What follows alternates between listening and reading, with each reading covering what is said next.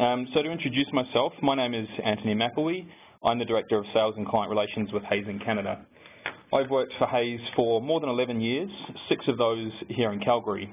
For the majority of my career, I've recruited for senior level accounting and finance roles. I also have Kylie Moore on the line from Toronto to offer her insights on the market out there. Kylie is a team lead with over 5 years of experience, all in accounting and finance recruitment as well. She'll join me at the end to answer any questions. So we'll have you today for about 35 minutes to share the results of the survey, and then we will have about 10 minutes at the end for questions. So moving on to the key findings. This is our 8th annual salary guide here in Canada, which gives us a lot of data for comparison.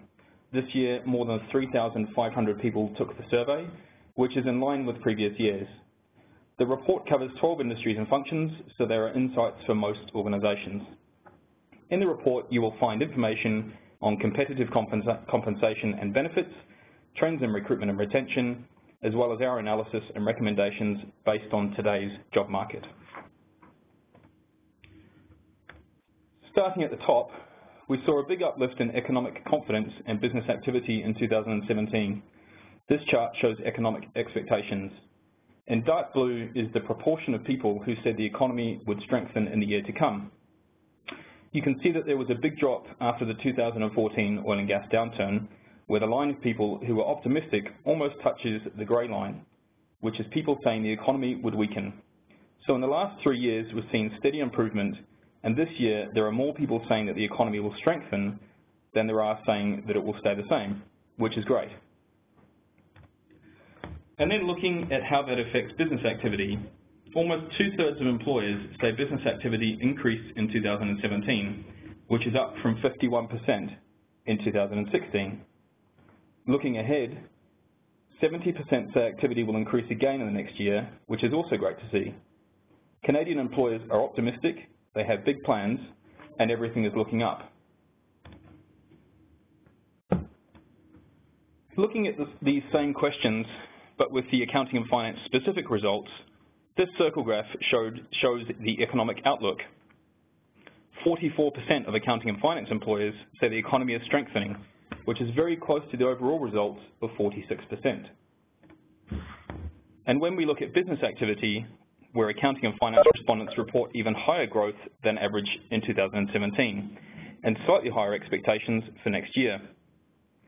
So you're likely to be busy in 2018, but what does that mean for hiring? Starting with the national overview for permanent hiring, this chart shows headcount increases and predicted increases. So the light blue is what employers said they would do, and the dark blue is what they actually did. Most of the time, employers are pretty close to their prediction, if a little bit low. This year, headcount increases slightly outpaced expectations, which is a sign of how busy employers were. And next year's prediction is higher than we've seen since 2013, so employers are prepared for a lot more growth. But the real story is in contingent workers. Again, here in light blue is what employers said they would do, and in dark blue is what they actually did. In 2017, you can see contingent staffing levels increased by more than double expectations. That's a huge jump, and it tells me that people did not realize just how many people they would need to achieve their business goals. Contingent workers are a great resource for sudden or short-term staffing needs. It's an efficient and cost-effective way to make sure you always have the resources you need in the right place at the right time. However, there are additional risks and regulations around temporary and contract workers, so my concern here is that some employers don't have the processes in place to protect their organizations and address those risks. We do workforce assessments for our clients, and you'd be amazed at how some temporary and contract workers are categorized. We've found them listed as office supplies on budgets. We've had HR tell us their estimate for the number of temps on site, and then looked and found triple that number. So bring your HR, legal, finance, and procurement people together and make sure you're on top of all those risks. Because next year, another 26% of employers say they will increase contingent staffing levels, which is 2 big increases in a row. Okay, so that's the national story. Now let's look at accounting and finance specifically. Despite being more likely to say activity went up, accounting and finance employers were less likely to increase their team size in 2017 and less likely to say it will increase in 2018. So a lot of your teams are trying to keep up with more activity but are not increasing headcount to keep up. Now looking at temporary staffing, the same is true here. So many accounting and finance leaders aren't bringing temporary or contract support on for their teams, and in fact, a quarter of people said their headcount shrank this year.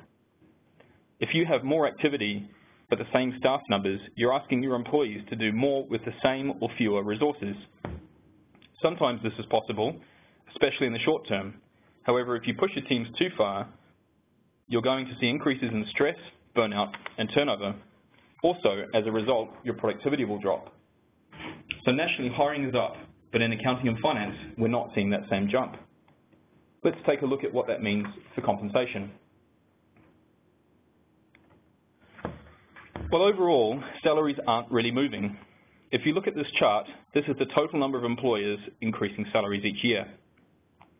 In the dark blue is the number increasing salaries by less than 3%, and in the light blue are those increasing by more than 3%. So, looking at this trend line, since 2012, the number of employers increasing salaries by more than 3% has dropped by half. The way we see it, increases below 3% are cost of living increases.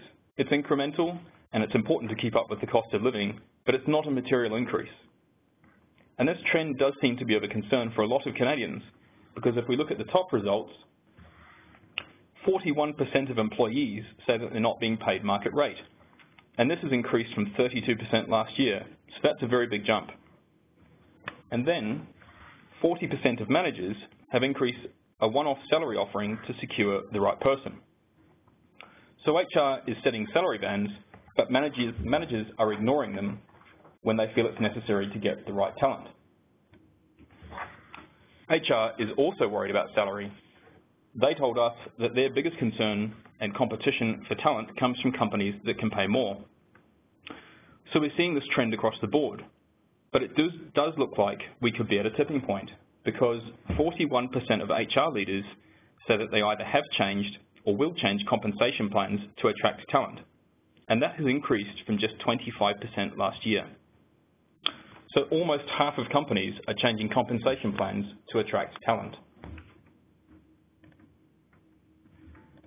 And a quick look at accounting and finance plans. This is comparing how salaries changed last year with what employers expect next year. Accounting and finance were slightly more likely to increase salaries by more than 3%. The last two bars combine to 31% compared to 24% overall. Now that's good news, although looking ahead, employers are stepping back a little and being more cautious next year. If we were in an employer's market with lots of available talent, then that might be fine. Lots of candidates, easier hiring, staying competitive isn't as important. But unfortunately, that's not really the case. 2/3 of accounting and finance employers say that their industry has a skills shortage. This is a little bit lower than the national average, but is still higher than last year, and it shows that most employers are struggling to find the skills they need. And of course, that skill shortage is negatively affecting business. 59% of employers say the skills shortage is negatively affecting productivity. So more than half of companies can't get things done because they don't have the skills. And a huge 70% say it is negatively affecting employee stress and workplace pressure. So your employees are stressed out and feel high pressure because teams are having to maintain or increase productivity without the resources that they need. So what's causing the skills shortage? I think we're seeing some interesting changes. So let's start by looking at how these responses changed from last year. The number one reason was still a lack of training and development, followed by people leaving to join another industry, which increased a lot, as did retirement. The final options we offered were people relocating, which increased slightly, and fewer people entering the job market, which actually decreased.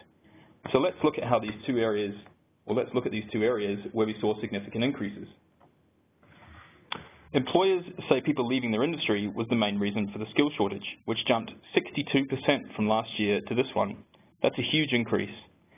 As employee confidence in the market improves, people are more willing to take risks and try new things. So we're seeing people look around and decide that it's time that they made a move. And then the jump in retirement.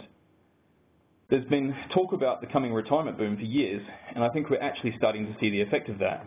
Accounting and finance saw one of the biggest increases here as experienced people start to retire, and if people are leaving the industry as well, that's a huge loss of knowledge. So we need to make sure that we're looking at ways and investing in training and development or offering programs such as lunch and learns and mentoring to keep these experienced workers, get these experienced workers to pass on their insights. All these causes are leading to one issue, which is difficulty in hiring. 78% of managers struggle to hire, and the number one reason for this is a shortage of good applications. From our research into what candidates are looking for, we know that at any given time, about 1 in 10 are job hunting, but 9 out of 10 would accept the right offer, and that's increased from just 15% in 2013. So candidates are more open to moving jobs, which indicates renewed confidence in the job market. Despite that willingness to move, if you are just relying on applications, you're missing out on most people who would be interested in your job. But it also means if you can put the right offer in front of someone, they are likely to accept it. So you need to be connecting with those candidates, finding and engaging your target audience. So when you have an open position, you're not just relying on people visiting job boards. If you're not making the right offer to the right person, you're missing out on the top talent. And on the other side of the coin, if you're not actively focusing on retention, then your top employees could be open to an offer from a competitor. But that requires you to know what people want. We surveyed thousands of people and candidates about what keeps them in a job and what attracts them to a new role. We're seeing lots of mismatches between what works to attract and retain employees and what employers are doing. So first, I want to take a look at some of the top-line findings about employee priorities, and then look at some of the missteps I think employers are making and what you can do instead. Let's look at employee and candidate priorities. At the top here is what attracts candidates to the role. In blue is salary, and then moving to the right is career growth, culture, and benefits. If you compare that to the second chart, you can see that salary becomes less important when it comes to retention, while career and culture has become more important. The most important takeaway from these charts is that while salary is the single biggest factor for both attraction and retention, it is outweighed by career growth and company culture. A second interesting finding from this data was that Canadians are more likely to say that they would take a pay cut for their ideal job than say that they would take a step down in seniority, which shows the importance of career progression. You might already have spotted some mismatches between what you thought people wanted and what these results show. So let's look at some in detail, as well as what actions you can take to realign. I'm going to go through 5 specific areas where I see room for improvement.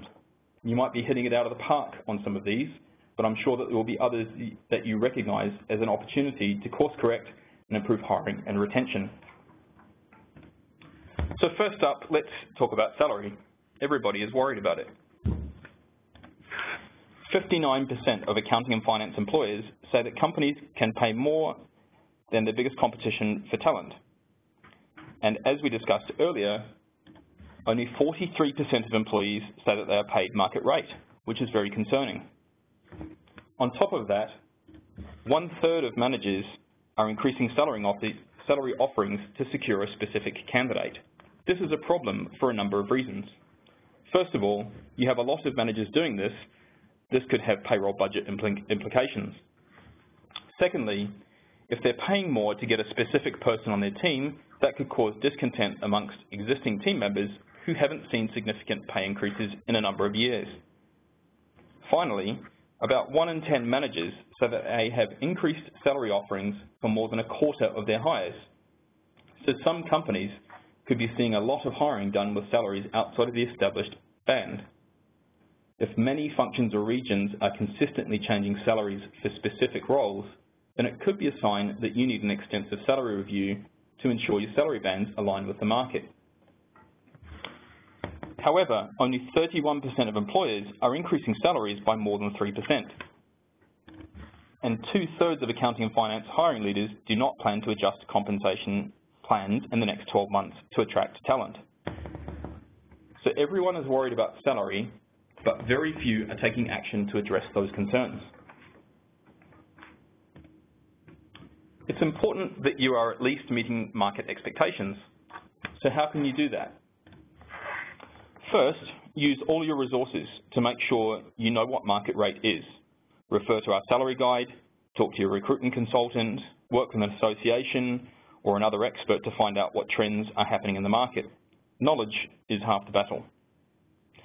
If you find that some salaries are below market rate, put a plan in place to increase them. It doesn't need to be immediate, that's often not possible, but make sure you have a plan, and I would suggest talking to your employees about that plan so that they know you've gathered the information and that you're taking action. Otherwise, it looks like you don't care that some salaries may lag market rate, and that's a very quick way to disengage good employees. Next, review salary bands as positions come open, especially if it's been a few years since you filled that role. In many cases, you may find the salary ranges still quite similar, but if you consistently review salaries when hiring, then you'll be able to keep up with the market changes. Finally, don't compete on salary alone. Only one company can pay the most, and it's other job factors that will really set your company apart. Looking at benefits next, there's a lot of opportunity here, I think. So let's look at what employers think matter most for recruitment and retention. We asked accounting and finance professionals and managers to rate the benefits they thought were the most important, and here are their top 5. These might look good to you. We hear a lot about flexible work and so on, but it might surprise you to know that only one of these is in the top 5 for candidates, and only 3 are in their top 10. So what do candidates really want?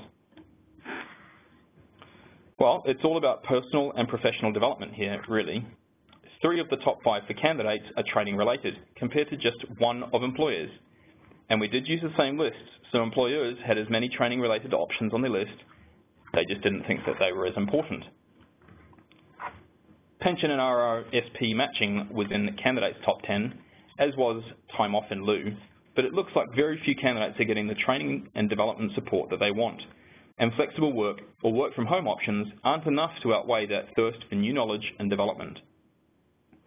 Before we leave this slide, I'm sure that some of you noticed that health, dental, and extra vacation are not on the list above. Almost 3/4 of all employers offer these benefits, so at this point we are seeing these as table stakes. These are not a differentiator in the market unless you're not offering all 3, which could affect your recruitment and retention efforts. So what can you do to better align with market expectations? My first stop would always be to talk to your employees. What do they want? A simple survey sent out company-wide can help you get the insights you need so you can prioritize the areas where there is the most dissatisfaction or the biggest push for change. Again, I suggest using all your resources to determine market expectations and candidate priorities. This salary guide is a good starting point, and our recruitment consultants talk to hundreds of candidates a year in your industry or function, so they really have frontline knowledge of what these skilled professionals are looking for. Finally, when you are making changes, prioritize those most wanted benefits first. Making a big deal about introducing free snacks won't help if all your employees really want is time off in lieu. So find out what your employees want, find out what the market wants, and then incorporate those into your plans.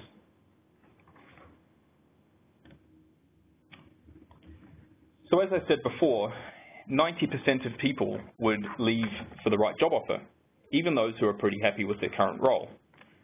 So what would make a happy employee accept another offer? The number one reason that a happy employee would consider a job offer is for career progression. It's the second most important aspect of weighing a job offer, and it's the biggest pull factor you have to try and bring in a candidate who didn't think that they were job hunting until they got your message about an opening. However, only 30% of accounting and finance employers are promoting career progression to attract top talent. It's one of the lowest on the list. So if you're not telling candidates about career opportunities, they don't think they're interested in your jobs, even if it would be a good fit in other ways. A second mismatch that I see is what employers think career growth means compared to what employees are actually looking for.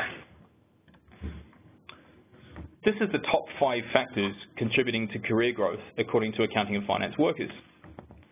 Some of those might fit with what you thought people wanted, such as training courses and internal job opportunities, but a lot of candidates are looking for recognition, variety in projects, and the very top of the list, a good relationship with their boss, is key for career growth. So think about whether or not you're supporting people across all those areas when you think about career growth. It's not just about job titles and promotions. Increasing responsibility, learning new skills, and internal recognition are all important parts of career progression. So when you're trying to attract the best and brightest, emphasize the career opportunities. It's the main reason ambitious people leave their jobs. And I think a lot of employers are put off by the idea of career growth because they think it's about a focus on promotions and salary increases. But think beyond those tired cliches, because that's not what most people are looking for when they talk about progression. Most people are looking for genuine opportunities to learn new things and increase their responsibility. To that end, introduce programs such as mentorship, job shadowing, and lunch and learns to make the most of existing resources in your organization. This has 2 benefits. For one, you're offering the professional development that people are looking for, and secondly, you're keeping that knowledge in your organization, making sure it's passed on to your future company leaders. Finally, target the candidates that you're looking for. Career growth is most important to junior and intermediate candidates, many of whom are Gen Y. So when advertising those types of roles, it's especially important to emphasize career growth opportunities.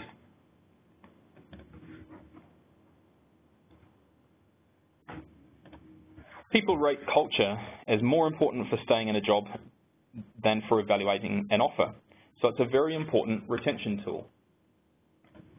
What's more is that when people say they're unhappy in their current role, they list company culture as the #1 reason they would consider another job. That makes sense. If it's not a good cultural fit, then that is likely to make them unhappy at work, which will motivate them to look for another opportunity. Career is the biggest pull, but culture is the biggest push. So culture should be top of mind when it comes to retention. But only 21% of employers recognize culture as a retention challenge. The top concerns for employers when it comes to retention are salary and career growth. Both of those matter a lot. They're both big pull factors that can attract someone, so I'm not suggesting that you lose sight of those. However, culture is the biggest push factor. If you don't have a good culture, then your employees aren't going to stick around, even if you have the salary and career options that they want. But what is a good culture, and how do you get it?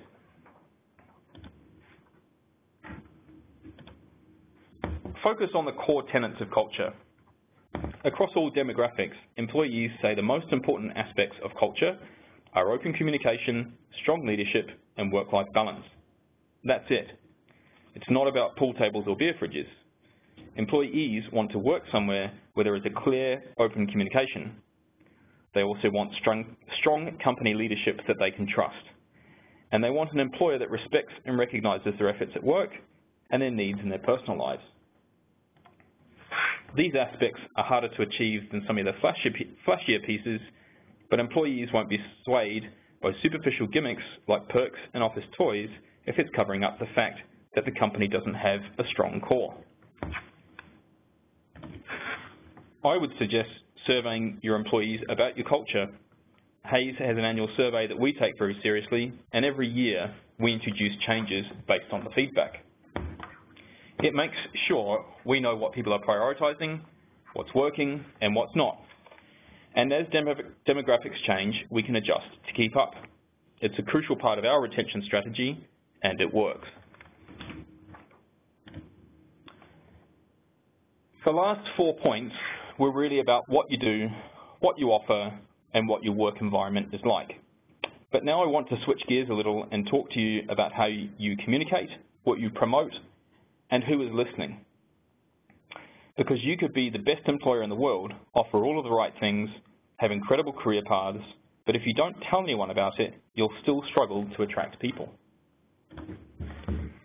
A lot of employers say that they're promoting their company culture to attract talent, but I'm not really sure that companies are getting this right. Managers tell us their biggest issue is getting enough good quality applications. To me, that's a network issue. You're either getting tons of poor quality applications, so you're reaching the wrong people, or you're not getting very many applications, which means you're not reaching enough people.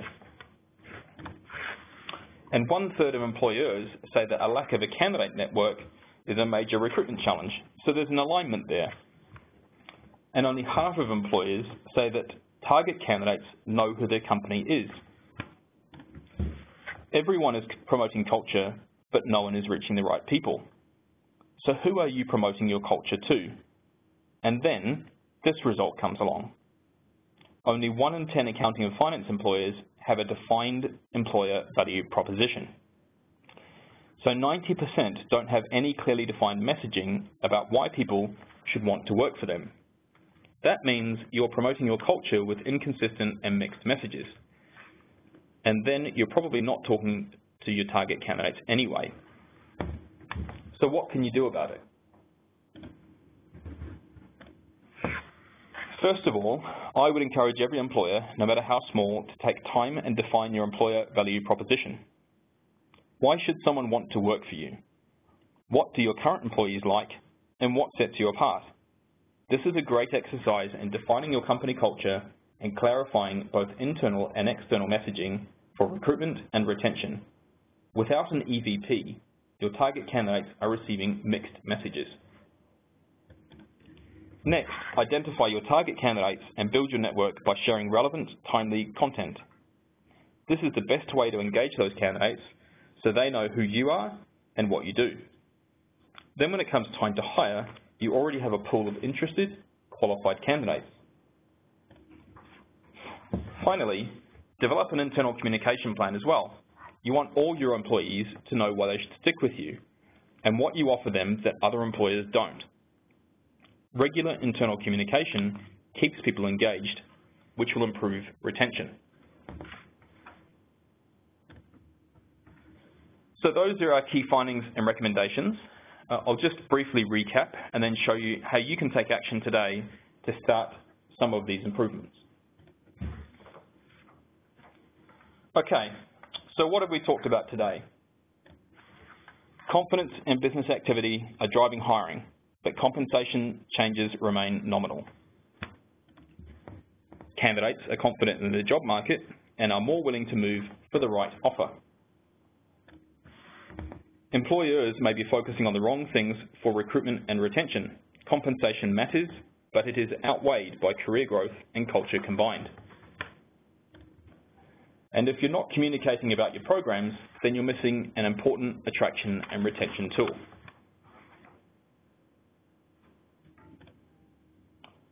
And here are 4 things that you can do today to better align with what your employees and candidates want. Compare your team or organization's salaries to market rate. Start by talking to your recruitment consultant or reading the salary guide. Start a conversation with your employees about what they like and don't like at work so they can target areas of improvement. Grow your network. Join a LinkedIn group, connect with an association, and start developing a content plan. And lastly, find and engage with your target candidates instead of waiting for them to come to you. So these insights came from the latest salary guide and all of our other research. The salary guide is officially launched in January, but you can get an advanced copy by contacting your recruitment consultant or emailing marketing@hayes.com. Also, please visit hayes.ca/resources for all of our research and reports. So that's all of our messages, and now we've got about 10 minutes for questions.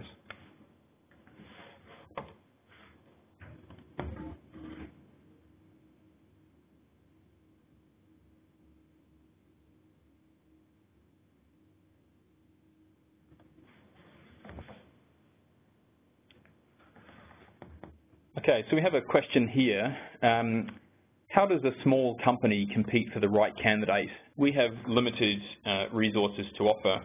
I might perhaps throw that over to Kylie. Would you like to answer that question, Kylie? Yeah, of course. So what we're seeing here in Toronto is smaller companies are definitely offering more of incentive programs. So they're offering higher salaries. As well, for junior candidates who are out of school, for attracting fresh talent, they're offering to help pay for certificates. So if they're doing their CPA program, they'll assist them with having time off to complete their studies or providing them with guidance. So comparing them with an already designated accountant to sign off on a lot of their hours. So it's a real attractive offer to those junior candidates who would then turn it down and offer with a larger company to work for someone on a smaller scale.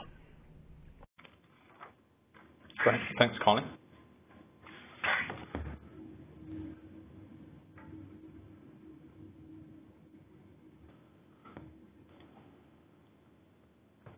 Just a minute while we wait for any other questions to come through.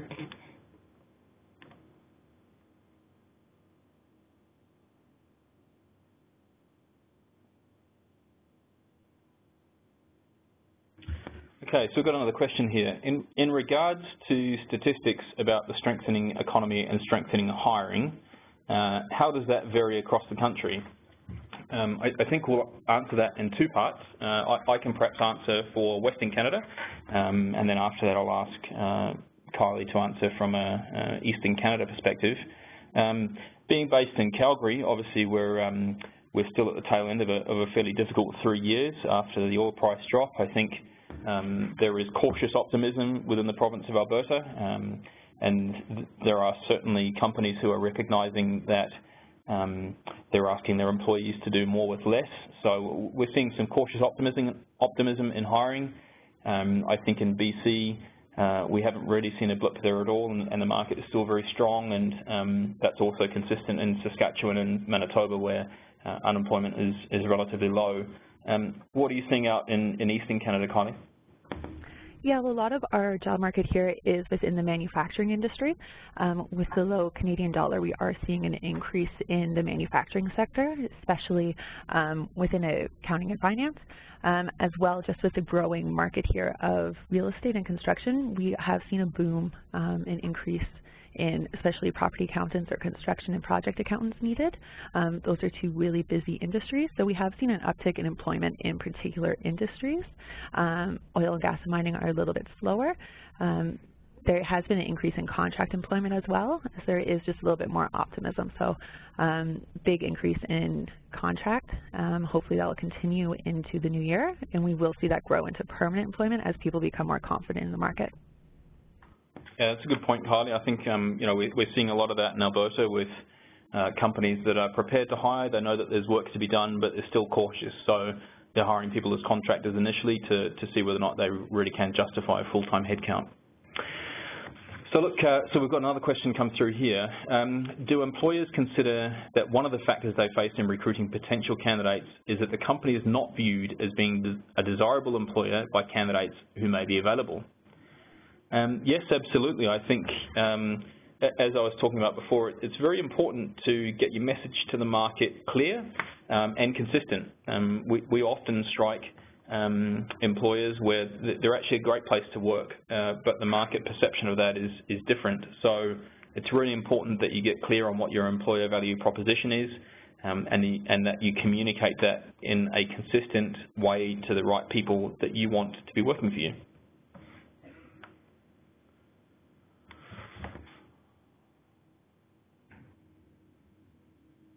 We'll just wait a minute or two more for seeing if there are any other questions.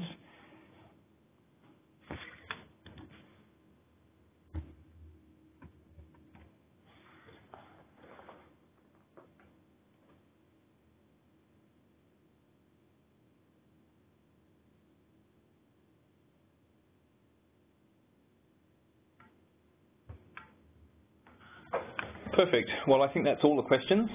So thank you everybody for your time and have a great rest of your day.